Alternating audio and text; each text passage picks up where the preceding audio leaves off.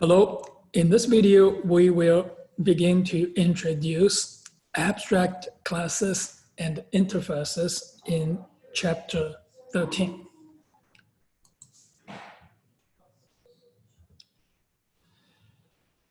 A superclass defines common behavior for related subclasses.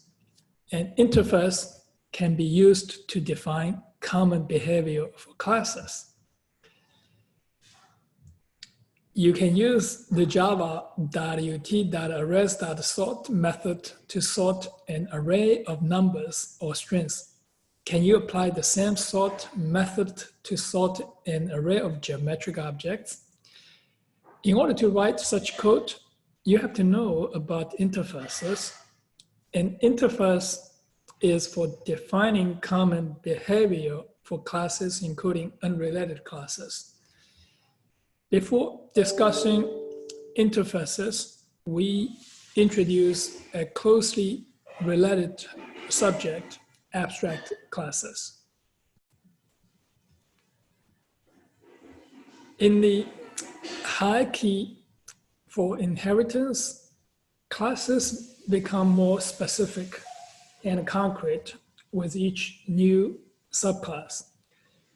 If you move from a subclass back up to a superclass, the classes become more general and less specific. Class design should ensure a superclass contains common features of its subclasses. Sometimes a superclass is so abstract it cannot be used to create any specific instances. Such a class is referred to as an abstract class. Let's look at this same example we've been using for illustrating inheritance. We use the geometric object. This is the superclass. Now we are going to put this method get area and get perimeter into geometric object.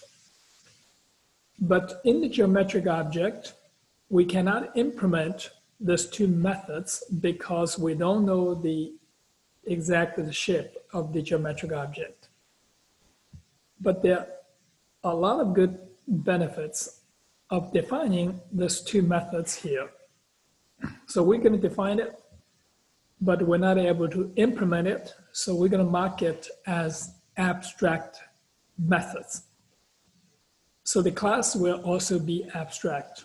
In the UML diagram, the abstract class is denoted in italic, and the methods, abstract methods, are also denoted in italic.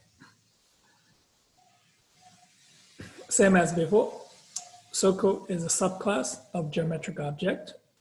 Rectangle is a subclass of geometric object. The abstract methods get area and get perimeter are implemented in the concrete classes. The syntax to define an abstract class is this keyword, abstract class, geometric object. Everything else is the same, except now we have these two abstract methods without any implementation. So this is just the header of the method that defines abstract method, get area and get perimeter.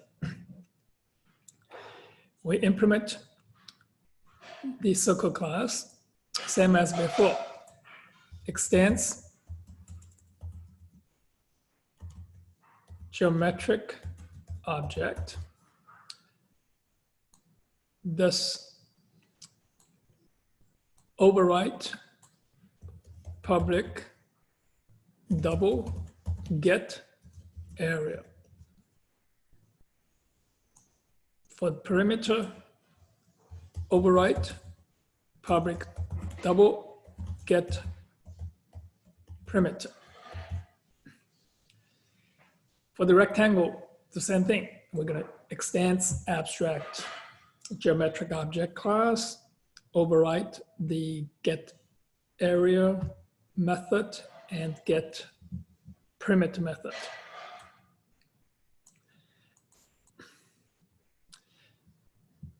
Now we're going to write a test program to use abstract class and its concrete subclasses, and we're going to see the benefits of using abstract methods.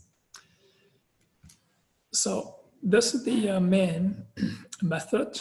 We have object 1, object 2, so this creating circle and rectangle objects.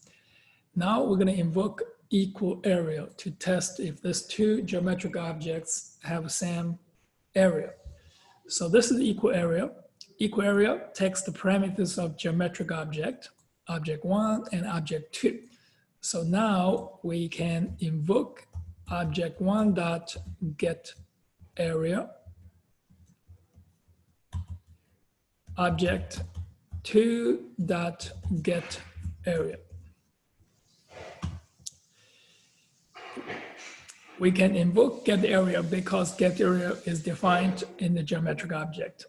If it's not defined in the geometric object, we cannot invoke it. So now you see the benefit. It's more flexible to write code that can work for many situations. So this is display geometric object. Here's geometric object. We can display now the area and the perimeter. This is the object, geometric object, get area. So here we invoke display geometric object, geo object 1 and geo object 2. So now you see the benefit of using abstract methods. It is more flexible to allows you to write this kind of code. You can have this equal area and you can test whether two geometric objects are the same, having the same area. So this is the benefits. It's a more flexible to write more useful code. Couple of interesting points about abstract classes. I want you to read this after the video. And so these are very important. You need to understand it. Let me go a couple of these points. First thing is an abstract method cannot be contained in a non-abstract class. So that is very obvious. So you must have the abstract class and containing abstract methods. An abstract class cannot be instantiated using new operator. So you cannot create objects from abstract class. You have to use its concrete subclasses. This is something interesting. You need to look at it. It's a class that contains abstract methods must be abstract. However, it is possible to define an abstract class that doesn't contain any abstract methods. So this is possible. I just want to mark this class to be abstract. I don't want this to be used to create any instance. And you can only use its concrete subclasses to create instances. Well, so please read more of this interesting points. So just one thing is, I want to make it very clear that the abstract classes cannot be used to create instance directly. That is all for this video. Thank you for watching. See you on the next